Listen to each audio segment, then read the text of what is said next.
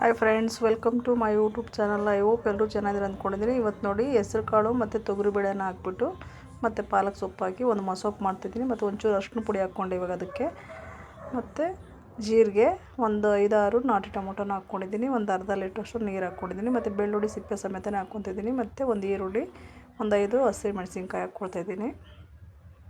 ಇವಾಗ 3 ವಿಸಲ್ನ ಬರ್ಸ್ಕೊಳ್ಳೋಣ. ನೋಡಿ ಬೇಯಿಸ್ಕೊಂಡಿದ್ದೀನಿ ನಾನು. ಇವಾಗ ನೋಡ್ತಿರ್ಬೋದು ನೀವು, ತುಂಬ ಸ್ಮ್ಯಾಶ್ ಏನಾಗಿಲ್ಲ. ಈಗ ಇದಕ್ಕೆ ನಾನು ಪಾಲಕ್ ಸೊಪ್ಪು ಒಂದು ಕಟ್ಟು ತೊಗೊಂಡಿದ್ದೀನಿ. ಇದನ್ನು ಚೆನ್ನಾಗಿ ವಾಶ್ ಮಾಡಿ 3-4 ಟೈಮ್ಸು ಇಟ್ಕೊಂಡಿದ್ದೀನಿ. ಇದನ್ನು ಇವಾಗ ಇದರಲ್ಲೇ ಹಾಕ್ಬಿಟ್ಟು ನಾನು ಇನ್ನೊಂದು ವಿಸಲ್ನ ಬರ್ಸ್ಕೊಳ್ತೀನಿ. ತುಂಬಾ ಚೆನ್ನಾಗಿರುತ್ತೆ ಫ್ರೆಂಡ್ಸ್. ಇದು ಹಿಮೋಗ್ಲೋಬಿನ್ ಕಡಿಮೆ ಇರೋರಿಗೆ ಎಲ್ಲದಕ್ಕೂ ತುಂಬಾ ಉಪಯುಕ್ತ ಆಗುತ್ತೆ.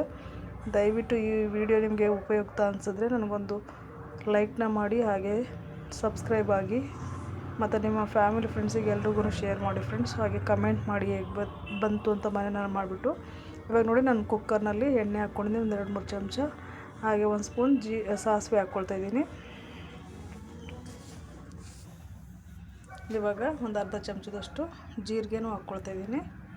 ಮತ್ತು ಬ್ಯಾಡಗಿ ಮೆಣಸಿನ್ಕಾಯಿ ಒಂದು 2-3 ಕಟ್ ಮಾಡಿ ಹಾಕ್ಕೊಂಡಿದ್ದೀನಿ. ಮತ್ತು ಒಂದು ಚಿಕ್ಕದೊಂದು ಈರುಳ್ಳಿನ ಕಟ್ ಮಾಡಿ ಇಟ್ಕೊಂಡಿದ್ದೆ, ಅದನ್ನು ಅದರೊಳಗಡೆ ಹಾಕ್ಕೊಳ್ತಾಯಿದ್ದೀನಿ.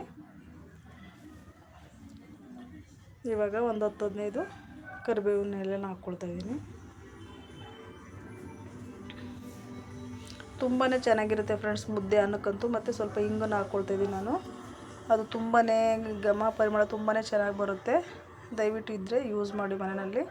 ಮತ್ತು ಜೀರ್ಣಶಕ್ತಿಗೆ ಎಲ್ಲದಕ್ಕೂ ಒಳ್ಳೆಯದು. ಇವಾಗ ನಾನು ಸ್ಮ್ಯಾಶ್ ಮಾಡಿಟ್ಕೊಂಡಿರೋಂಥ ಸಾಂಬಾರನ್ನ ಇದರೊಳಗಡೆ ಹಾಕ್ಕೊಳ್ತಾಯಿದ್ದೀನಿ. ತುಂಬಾ ಹೆಲ್ತಿಗೆ ತುಂಬಾ ಒಳ್ಳೆಯದು ಪಾಲಕ್ ಸೊಪ್ಪು. ಓಕೆನಾ? ಈ ರೀತಿ ಮಾಡಿ ಮುದ್ದೆ ಅನ್ನಕ್ಕೆ ತುಂಬಾ ಚೆನ್ನಾಗಿರುತ್ತೆ. ಒಂದ್ಸರಿ ಟ್ರೈ ಮಾಡಿ ನೋಡಿ ಹೇಗೆ ಬಂತು ಅಂತೇಳ್ಬಿಟ್ಟು ನನಗೆ ಕಮೆಂಟ್ ಮಾಡಿ. ನೋಡಿ ಇವಾಗ ಕುದೀತಾ ಇದೆ, ಗಟ್ಟಿಗೆ ಮಾಡಿ ಆದಷ್ಟು.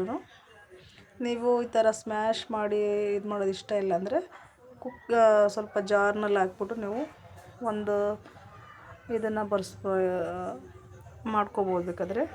ಈ ವಿಡಿಯೋ ಹೇಗೆ ಅನಿಸ್ತು ಅಂತ ಲೈಕ್ ಮಾಡಿ, ಶೇರ್ ಮಾಡಿ.